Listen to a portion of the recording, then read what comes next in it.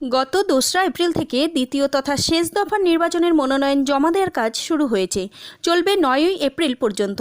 আর সোমবার মিছিল সহযোগে বারুইপুর মহকুমা শাসকের অফিসে গিয়ে মনোনয়ন জমা দিলেন জয়নগর বিধানসভার বিদায়ী বিধায়ক তথা এবারের তৃণমূল কংগ্রেসের প্রার্থী বিশ্বনাথ দাস।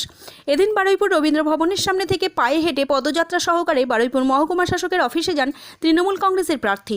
এদিন প্রার্থীর সঙ্গে ছিলেন জয়নগর লোকসভার সাংসদ প্রতিমা মণ্ডল, জয়নগর মজিলপুর পৌরসভার চেয়ারম্যান সুকুমার হালদার, জেলা পরিষদ সদস্য খান জিয়াউল হক, জয়নগর ১ নম্বর ব্লকের তৃণমূল কংগ্রেসের নেতৃত্ব তুহিন বিশ্বাস, জয়নগর ২ নম্বর ব্লকের সংখ্যালঘু সেলের সভাপতি শাহাবুদ্দিন শেখ, জয়নগর ১ নম্বর পঞ্চায়েত সমিতির সভাপতি ঋতুপর্ণা বিশ্বাস, জয়নগর ২ নম্বর পঞ্চায়েত সমিতির সভাপতি প্রিয়াঙ্কা মণ্ডল সহ বহু তৃণমূল কর্মী সমর্থকরা।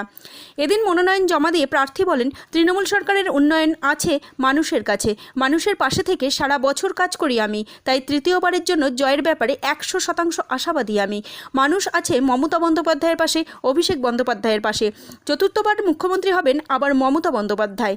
বারুইপুর থেকে উজ্জ্বল বন্দ্যোপাধ্যায়ের রিপোর্ট, গাঙ্গেয় সুন্দরবন বার্তা।